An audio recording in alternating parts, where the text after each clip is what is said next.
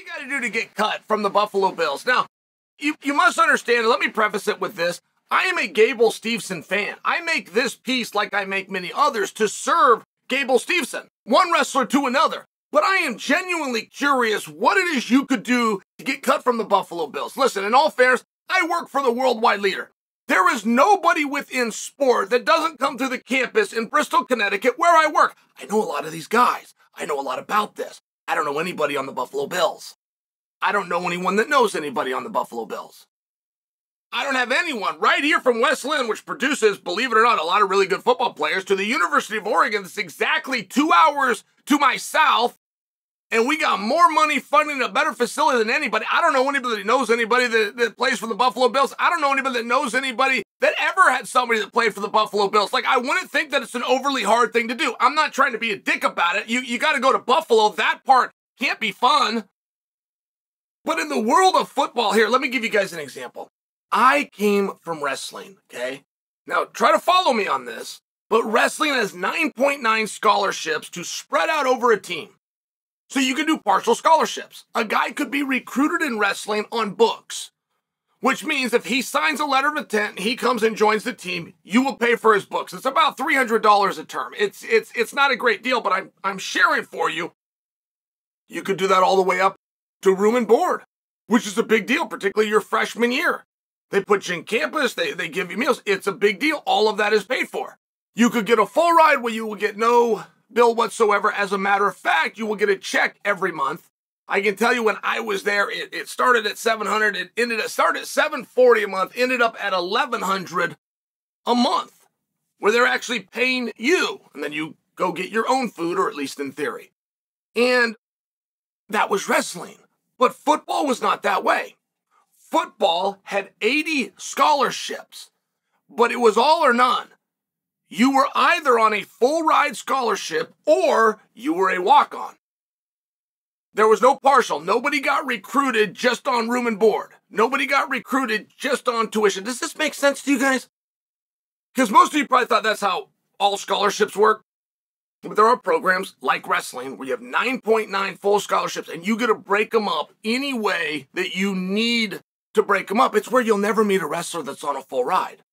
You'll meet wrestlers that tell you they're on a full ride. They are lying.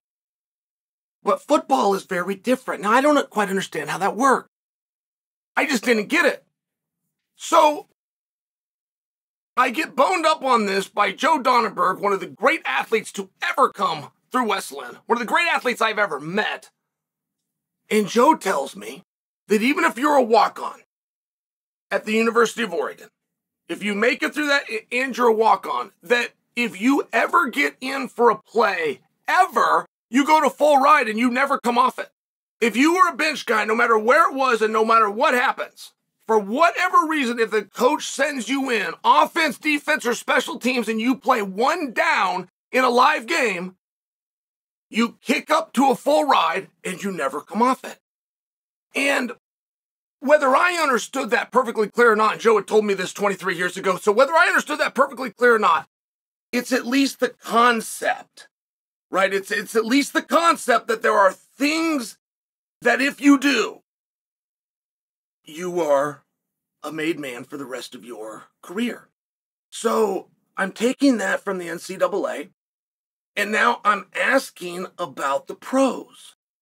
And I know that the pros is more cutthroat. I understand that. I understand that they've got caps, and I understand where they want to go with that money. But I'm looking at somebody like Gable Steveson, an NCAA champion, an Olympic champion, the only NCAA wrestling champion in all of professional football. And listen, hey, maybe that doesn't mean anything. I'm open to it not meaning anything. He's the only Olympic champion, not only in the entire NFL, but in my lifetime in the entire NFL. And there again, maybe that doesn't mean anything. But you have a guy, it's a young guy that people like. He's a leader. He's a natural leader. Oh, by the way, you don't follow Gable, then all of a sudden there's a row of strippers and there's a bunch of empty beer cans and there's not problems that follow him. The guy's like a really fine young man. his father still comes to the events. His mother is proud of him, right? I mean, he's a very good situation. People like him. People want to be around him. In the world of wrestling, he was being recruited and offered marquee deals by rival colleges. I mean, that's the kind of guy. Believe me when I tell you, Tom Brands is not calling you if you're bringing any kind of problems. Like, these are compliments to Gable's character. So he goes out with the Buffalo Bills. Now, I admit, it was the world's worst job of marketing, but I can't put that on the Bills. The Bills are doing their thing, and they're selling out arenas, and they got people, believe it or not, walking around in their merchandise. The Bills are doing just fine. The world of wrestling gave him no love. In fact, the most love that he got was a comment by Christian Pyle wishing him luck, and I even responded to Pyle's comment of saying, hey, is that like a sincere good luck? Or is that like down the road if you really make it? I hope you pop on and give it. I mean, I was just wondering, like, did the world of wrestling really get behind Gable? I'm going to guess they did not. I'm going to guess not only did they not, they didn't think that it was cool that he was over there. They wanted him back in wrestling. That's fine. Wrestling can't find its way. It can't find its way up. I understand. But I also know they're not very deep into the football season. I also know not a lot would be expected of Gable. It just wouldn't. They know that he doesn't play football. They know he's not a football player. They know he's a young, explosive, awesome, tougher than hell, rare, once-in-a-lifetime athlete. That's what they signed. We're a month into the season. What part of that changed? What part of that is no longer true? Gable played at some point in a game and got a touchdown. I know that because I saw it going around social media. And I know we're not playing a whole lot of ball. So if I'm to go by Joe Donenberg's standard that he taught me about the NCAA, albeit 23 years ago, if you get in for one down, you are a made man for the duration of your college career. Gable got in for that down. He got in. Even Stephen Neal, when he played, which was a bigger and more fearsome athlete that did have a real love of football.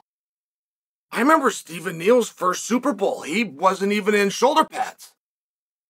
I mean, he was part of the team. He was making money. He was on the bench, and they didn't even put him in uniform. Like, there was no scenario that he was going to go in. I don't know a lot about football. But I do know that Gable's was different after 5 or 6 weeks in that game. He not only was already suited up and booted up, they put him in, and he succeeded. So what is it that gets you ran out? What is it that gets you pushed off? How does Gable play his cards so poorly, not for nothing? I mean, there's ways to not be fired. There's ways to come out and go, oh my God, I think I had a concussion. There's ways to come out and say, oh boy, I think my shoulders. I mean, it's one of those things, like when you're damaged goods more than anything, a pro sport or even an NCAA sport doesn't need you. They don't have, they're not buying damaged goods, right? I mean, it's kind of like your body and your performance and your ability to do it is very straightforward through the entire recruiting process. But I'll just share for you, it does not work that way. If you're ever in danger of losing a scholarship and all of a sudden, oh my God, all of a sudden, wow, believe me, you're not going anywhere. You could be in a cutthroat business like the WWE that is absolutely not going to make it. Come up with an MCL injury and they will keep you on the shelf all through that rehab, 10, 11, 12 months, and you'll get a check every month, knowing they were going to fire you anyway. They won't do it in those circumstances. I mean, I'm just asking, like, why is Gable not playing this game?